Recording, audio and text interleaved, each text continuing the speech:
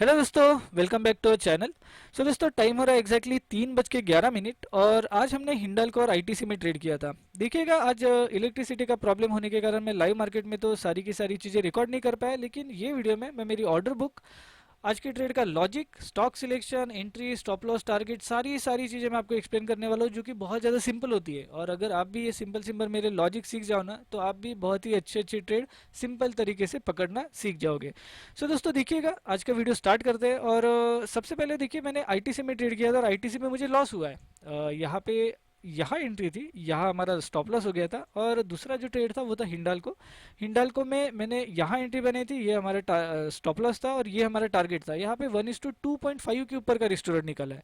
तो आईटीसी में अगर मुझे 1 पॉइंट का स्टॉप लॉस हो भी गया है ना, तो इसके अंदर 1:2.5 का रिस्टो रिवार्ड, यानी ही हम 1:1.5 के काफ़ी ऊपर रिस्टो रिवार्ड लेके आज के ट्रेड को क्लोज किया है।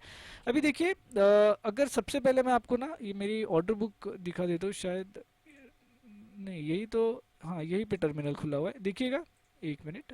हिंडाल्को, हाँ, ये देखिए, मैं इसे रिफ्रेश कर देता हूँ पहले तो ऑर्डर बुक को। देखिए, हिंडाल्को 294.60 एग्जैक्टली यही एंट्री थी हमारी।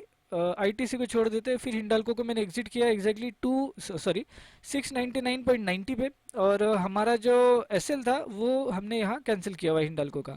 इसे मैं रिफ्रेश कर देता हूँ। देखिए, हिंडाल्को यहाँ पे बाय किया था, यहाँ पे हमने सेल किया हुआ है, और ये जो था ये हमारा एसएल ऑर्डर जो कि कैंसिल्ड है।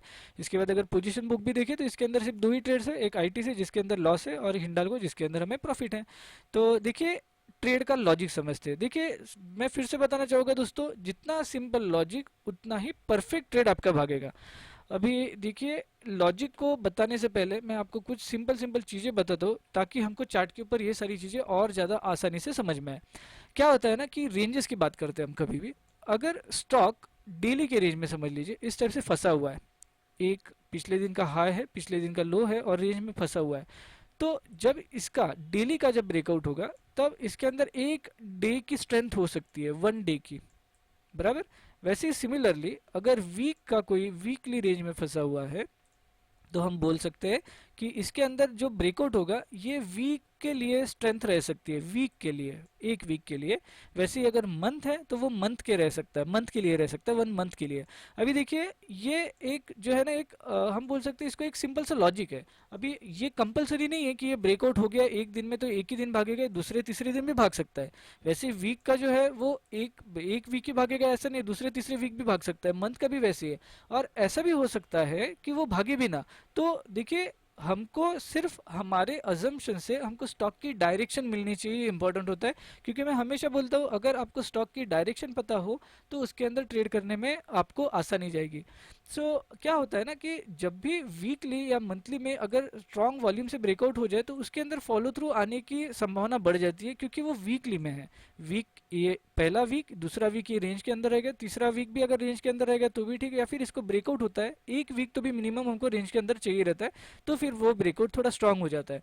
तो इस टाइप में जब ब्रेकआउट होता है ना, तब हम उसको ऑब्जर्व करने की कोशिश करते हैं। अभी आप हिंडाल्को को ऑब्जर्व करने की कोशिश कीजिए। अभी इसके अंदर जैसे स्ट्रेंथ चाहिए थी वैसे स्ट्रेंथ थी नहीं, लेकिन लॉजिक जो मैंने यूज़ किया है ना, वो यही लॉजिक है जो कि लॉजिक मैं आपको पढ़ा रहा हूँ। सभी चीज़ें डिलीट करते हैं, डेली में जाते हैं। डेली में जाने के, डेली में नहीं, हम मंथली में जाते हैं। देखिए, मंथली में जाने के बाद आप अगर ये स्टॉक को ऑब्जर्व करोगे ना, ये वाले प्रीवियस मंथ के रेंज में फंसा हुआ था, बराबर। ये एक पहला मंथ, दूसरा मंथ ये रेंज में फंसा हुआ था। और कल के दिन में देखिए, कल के दिन में क्या हुआ है ना, प्राइस इसको ब्रेक किया है, ये लेवल को, ये जो मंथली रेंज थी इसको इसने ब्रेक किया है। ब्रेक किया है एक अच्छे खासे वॉल्यूम के साथ ब्रेक किया है। और ये वॉल्यूम ब्रेकआउट होने के बाद अगर हम देखें, तो हमने क्या बताया ना कि मंथ का है तो मंथ में फॉलो थ्रू आना चाहिए, और जब जब चांसेस इसके अंदर हमको बाइंग के मिलेंगे हम बाय कर सकते हैं।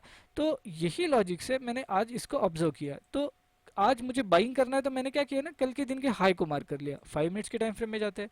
देखिए क्या हो रहा है, ये दिन में ब्रेकआउट आया, ये दिन में ब्रेकआउट आने के बाद आज के दिन में क्या हुआ है, प्राइस यही लेवल के, इसी लेवल के ऊपर ओपन हुई, प्राइस नीचे गई, ऊपर गई, फिर से नीचे गई, ऊपर जाने की कोशिश हुई। और अगर आप देखोगे तो ये जो लोज है ना, ये धीरे धीरे ऊपर शिफ्ट हो रहे हैं।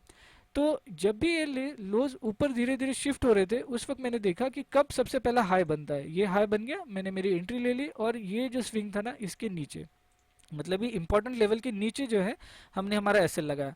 टारगेट क्या था, तो देखिए क्या हुआ है कि प्राइस अगर यहाँ तक गई है तो यहाँ से इसने गिरना नहीं चाहिए, और अगर यहाँ से गिर रहा है तो भाई यहाँ पे कहीं पे तो भी रेजिस्टेंस हो सकता है। तो यहाँ पे सबसे बढ़िया लेवल जो एक राउंड फिगर लेवल थी वो थी 700 की, तो सॉरी 700 की। तो अगर आप अच्छे से ऑब्जर्व करो तो इसी के तो मैंने एक 10 पैसे का बफर लेते हुए इसके अंदर मैंने मेरा ऑर्डर प्लेस किया था, और अगर आप देखोगे तो एग्जैक्टली यही टारगेट हिट करके प्राइस नीचे गिरी है।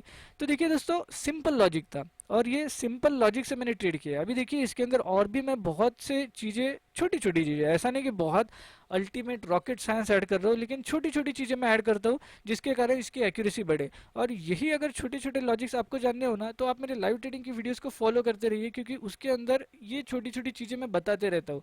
अगेन ये जो एंट्री है ना, ये एंट्री के अंदर मैंने एक वॉल्यूम एनालिसिस का वीडियो सेपरेट बना के रखा है। अगर वो वॉल्यूम एनालिसिस की वीडियो को आप अच्छे से देखो और उसको समझने की कोशिश करो ना, तो आपको ये एंट्री भी इजीली समझ में आ जाएगी। वॉल्यूम एनालिसिस की प्लेलिस्ट की पूरी जो लिंक है ना, सॉरी वीडियोस की प्लेलिस्ट की लिंक है ना, वो आपको डिस्क्रिप्शन में भी मिल जाएगी, as well as at the end of the video भी मिल जाएगी। सो दोस्तों, अगर आपको ये लॉजिक पसंद आ रहे हैं, मेरे सिंपल लॉजिक्स, सिंपल ट्रेड्स पसंद आ रहे हैं, तो do like this video, again share this video, और थैंक्स फॉर वॉचिंग। मिलते हैं नेक्स्ट वीडियो के साथ, बाय बाय।